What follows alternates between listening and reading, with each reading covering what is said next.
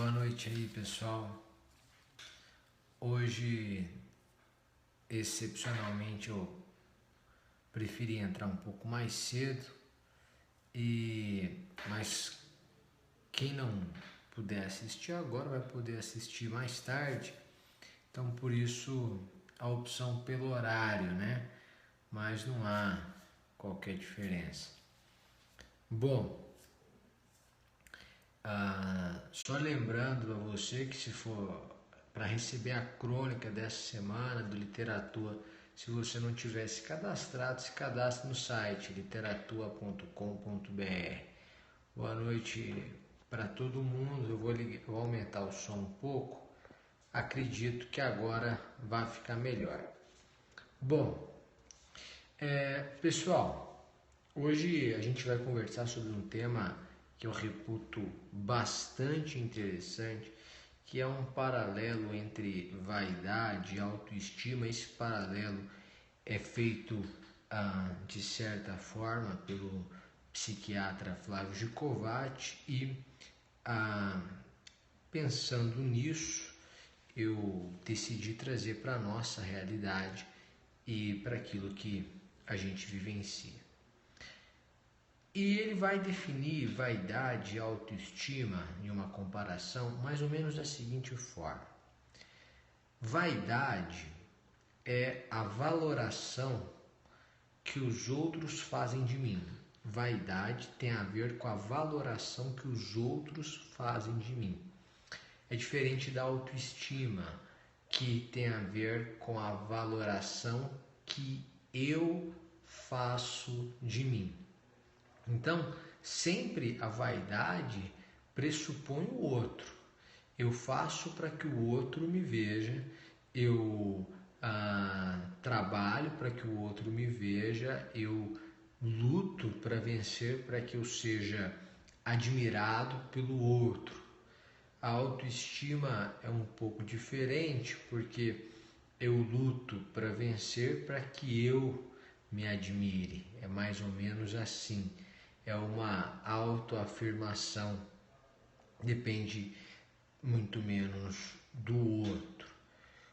O primeiro ponto que ele vai trazer é o seguinte: em verdade, a autoestima está ligado muito mais ao ser, aquilo que você é efetivamente, a valoração que você faz de si mesmo. Então, tem a ver com projetos maiores de vida. O que você quer ser, que profissão você quer exercer, que tipo de pessoa você quer ser, qual o seu estilo de pessoa. Isso tem a ver com autoestima, tem a ver com a sua identidade. A vaidade está muito mais ligada ao ter, às posses, já que eu preciso que o outro me valore positivamente, eu preciso demonstrar ao outro que eu tenho valor. E isso geralmente é demonstrado através de manifestações de riqueza, de posse, de intelectualidade. A vaidade, ela vai se travestir, de diversas formas, ou vai se manifestar de diferentes formas. Então, tem a ver com ter. Por isso que, e isso explica, por exemplo, quando você tem dois tipos de comportamentos diferentes. Você tem um sujeito que construiu uma história e ascendeu de classe social. Suponhamos que ele seja um empresário que foi construído uma história e foi muito bem sucedido, mas é um sujeito discreto. E aí ele tem um filho, que é aquela ideia do filho pródigo, que é o sujeito que vem e o tempo todo promove a ostentação. Basicamente, qual é a diferença talvez de um e outro? Essencialmente, é que um é movido mais pela autoestima. Ele teve a capacidade de construir um projeto maior. Então ele não tem essa necessidade da aprovação do outro. Claro que de certa forma tem, mas não é o seu principal motor, o combustível, a valoração do outro, porque ele mesmo faz uma excelente valoração de si. Já o filho que não vendeu, já o filho que não conseguiu ascender, vai precisar de uma manifestação do outro de apreço. E por isso a ostentação. Ele tem que ter essa manifestação de poder, de riqueza, essa ostentação, porque ele precisa da aprovação do outro, já que sua autoestima é debilitada, porque ele, em essência, não sabe se é capaz de fazer o que o pai fez, por exemplo. E aí ele acaba vivendo de autoestima. Eu sempre preciso alimentar as duas, tanto a vaidade quanto a autoestima. Só que a autoestima é mais volátil, efêmera, numa maior velocidade, ela se dissolve. Então alguém chega para você em uma festa e diz: nossa, como você está bonito. Naquele momento a sua vaidade acende, você fica bem, mas aquilo é muito efêmero. A autoestima tem um caráter um pouco mais duradouro, apesar de necessitar de alimentos sempre.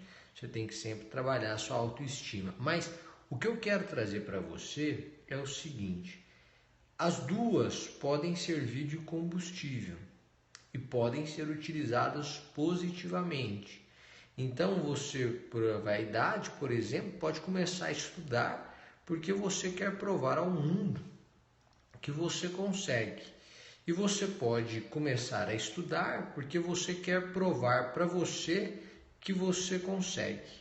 O problema da vaidade é que a minha alegria e a minha felicidade fica na mão do outro. Porque apesar de eu ascender, se o mundo, se o outro, se o terceiro de alguma forma me rejeita, eu fico infeliz. Porque eu não consegui provar para o outro que eu sou merecedor do seu apreço. Agora, quando eu trabalho a autoestima, a felicidade acaba ficando em mim, porque eu me aprovo e quando eu ascendo, quer dizer, eu comecei a estudar porque eu quis provar para mim mesmo que eu conseguia. Quando eu ascendo, eu mesmo me aplaudo e eu estou feliz. Eu não dependo tanto da aprovação do outro. Claro que nós estamos falando de dois extremos. Você tem o seu lado de vaidade e tem o seu lado de autoestima. A questão é o que alimentar, qual deve ser seu principal combustível. E é essa a reflexão que eu quero trazer para esse começo de semana e quero sugerir a você. É que você desenvolva a valoração que faz de si mesmo, se aplauda, vibre com você mesmo, procure crescer, mas por uma decisão pessoal. Tire ou supere essa necessidade tão comum a nós todos de aprovação alheia, do aplauso alheio. E isso você pode se policiar, eu disse isso já algumas vezes, por exemplo, se o seu prazer está em estar em um bom lugar ou em ser visto em um bom lugar. Claro que o ser humano tem um pouco dos dois, mas qual é o principal prazer? Se o seu prazer estiver em ser visto em um bom lugar, há um sério problema, porque você está sendo movido principalmente pela vaidade, e aí a sua felicidade está na mão alheia, está nas mãos de outro. Agora, se o seu principal prazer está em estar naquela posição, naquele lugar, então, meus parabéns, você tem desenvolvido a sua autoestima. É isso que eu queria trazer para você, esse embate entre vaidade e autoestima e esse desejo de desenvolver a sua autoestima de forma realista e ao mesmo tempo esperançosa. Essa é a ideia, isso que eu queria deixar para vocês aí. Amanhã a gente conversa e uma boa noite para todo mundo aí, gente. Um beijo e tchau, tchau. Até mais.